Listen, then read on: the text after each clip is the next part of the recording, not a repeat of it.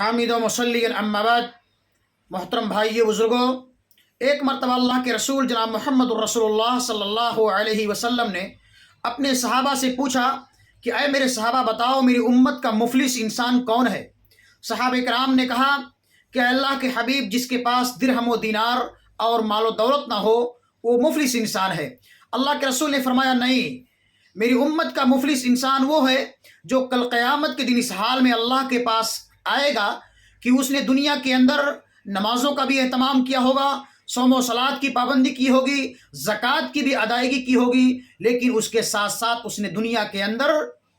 کسی کو مارا ہوگا، کسی کو پیٹا ہوگا، کسی کو گالی گلوچ دیا ہوگا، کسی پر بہتان تراشی کی ہوگی، الزام تراشی کی ہوگی، کسی کے جائیداد پراپرٹی کو غصب کر لیا ہوگا، اور کل قیامت کے دن وہ تمام مظلوم اللہ کی بارگاہ میں حاضر ہوں گے اور اللہ سے استغاثہ کریں گے، اس کے خلاف مقدمہ دائر کریں گے، اور اللہ رب العالمین انصاف کرتے ہوئے ان تمام لوگوں کے حقوق کی ادائیگی کرتے ہوئے ان تمام مظلومین کے گناہوں کو اٹھا کر کے اس ظالم کے سر پر دے دے گا، اور ظالم کے تمام نیکیوں کو اٹھا کر کے ان تمام مظلومین کے درمیان تقسیم کر دے گا، اور جب اس گنہگار، اس فاسق و فاجر، اس ظالم کے نیکیاں ختم ہو جائیں گی، اس کی صوم و صلات ختم ہو جائیں گے، تو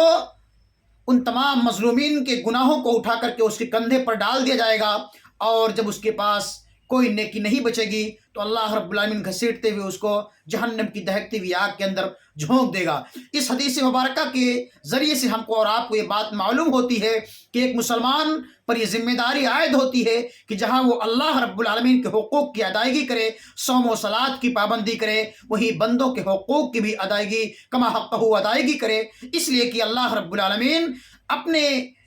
اپنے حقوق میں سے اگر کچھ کوتاہی اور کمی ہو گئی ہے تو ہو سکتا ہے کہ اس کو کل قیامت کے دن معاف کر دے، لیکن بندوں کے حقوق کو اللہ رب العالمین اس وقت تک معاف نہیں فرمائے گا جب تک کہ بندہ خود نہ اپنے حقوق کو معاف کر دے۔ اس لیے ہمیں اللہ کے حقوق کی ساتھ ساتھ بندوں کے حقوق کی کما حقہ ادا کرنے کی کوشش کرنی چاہیے۔ اللہ ہم سب کو اس بات کی توفیق عطا فرمائے۔